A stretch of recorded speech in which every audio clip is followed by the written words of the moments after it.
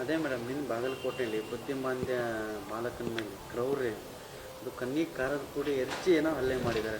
ಹೌದು, ನಿನ್ನೆ ನನಗೆ ಈ ವಿಷಯ ತಿಳಿದ ತಕ್ಷಣ ಭಾಳಷ್ಟು ಅಮಾನುಷ ಒಂದು ಘಟನೆ ನಡೆದಿದೆ.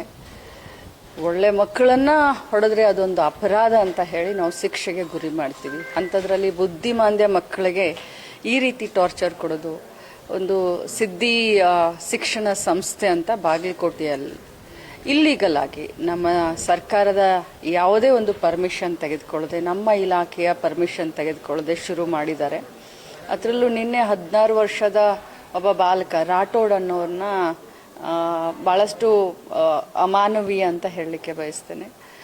ನಡೆಸ್ಕೊಂಡಂಥ ರೀತಿ ನಮ್ಮ ಸಮಾಜಕ್ಕೆ ಒಂದು ಕಳಂಕ ಬರುವಂಥದ್ದು. ಅದರಲ್ಲೂ ಇಂಥ ಘಟನೆಗಳಿಂದ ಏನಾಗುತ್ತೆ ಅಂದರೆ ನಮಗೂ ಕೂಡ ಮುಜುಗರ ಆಗುತ್ತೆ. ಆದರೆ ತತ್ಕ್ಷಣ ನಮ್ಮ ಮಕ್ಕಳ ರಕ್ಷಣಾ ಅಧಿಕಾರಿಗಳನ್ನು ನಾನು ಕಳಿಸ್ಕೊಟ್ಟಿದ್ದೀನಿ, ನಮ್ಮ ಡಿ ಅವರನ್ನು ಅಲ್ಲಿ ಕಳಿಸ್ಕೊಟ್ಟಿದ್ದೀನಿ. ಸಂಬಂಧಪಟ್ಟಂಥ ನಮ್ಮ ಸಿದ್ಧಾರ್ಥ ಅಂತ SP ಅವರಿದ್ದಾರೆ, ಅವ್ರ ಹತ್ರ DC ಅವ್ರ ಹತ್ರ ಮಾತಾಡಿದ್ದೀನಿ ಮತ್ತು ಇಮಿಡಿಯೇಟ್ ಆಗಿ ಅದನ್ನು ಮುಚ್ಚಿಸುವಂಥ ಎಲ್ಲ ಕ್ರಮವನ್ನು ತೆಗೆದುಕೊಂಡಿದ್ದೀನಿ.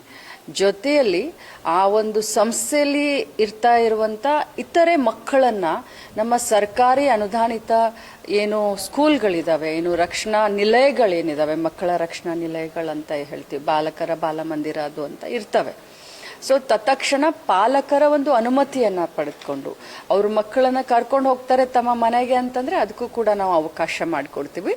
ಜೊತೆಯಲ್ಲಿ ನಮ್ಮ ಸರ್ಕಾರದ ಏನು ರಕ್ಷಣಾ ನಿಲಯಗಳಿರ್ತವೆ ಅಲ್ಲಿ ಮಕ್ಕಳನ್ನು ಕಳಿಸ್ತೀವಿ ಅಂತ ಪಾಲಕರು ಒಪ್ಕೊಂಡ್ರೆ ಅಲ್ಲಿ ಕೂಡ ಆ ಮಕ್ಕಳನ್ನು ತತ್ಕ್ಷಣ ನಾವು ಕರೆದುಕೊಳ್ತೀವಿ ಅಂತ ಹೇಳಲಿಕ್ಕೆ ಬಯಸ್ತೇನೆ. ಏನು ಆ್ಯಕ್ಷನ್ ಮಾಡ್ತಾರೆ ನೋಡಿ, ಅವರ ಮೇಲೆ ಕ್ರಿಮಿನಲ್ ಮೊಕದ್ದಮನ್ನ ದಾಖಲಿಸಲಿಕ್ಕೆ ಏನು ನಮ್ಮ ಮಕ್ಕಳ ರಕ್ಷಣಾ ಹಕ್ಕುಗಳಿದ್ದಾವೆ ಅವೆಲ್ಲ ಕೂಡ ಉಲ್ಲಂಘನೆ ಆಗಿದ್ದಾವೆ. ಅದಕ್ಕೆ ನಾನು SP ಅವ್ರಿಗೆ DC ಅವ್ರಿಗೆ ಮಾತನಾಡಿದ್ದೀನಿ. ಅವ್ರ ಮೇಲೆ ಇಮಿಡಿಯೇಟ್ ಆಗಿ ಕ್ರಮ, ಖಂಡಿತವಾಗ್ಲೂ ಕ್ರಿಮಿನಲ್ ಮೊಕದ್ದಮೆಯನ್ನ ಅವ್ರ ಮೇಲೆ ನಾವು ದಾಖಲಿಸ್ತೀವಿ. ಮೇಡಮ್, ಇಲ್ಲೇ ಬೆಳಗಾವಿ ಜಿಲ್ಲೆಯ ರಾಯಬಾಗ ತಾಲೂಕಿನ ಕಗದಾಳ ಮೇಡಮ್, ವಿಕಲ ಚೇತನ ದಂಪತಿ ಮೇಡಮ್ ಪ್ರೀತಿಸಿ ಮದುವೆ ಆಗಿದ್ದಾರೆ. ಸುಮಾರು 2-3 ವರ್ಷ ಆಯ್ತು ಮೇಡಮ್. ಅವ್ರಿಗೆ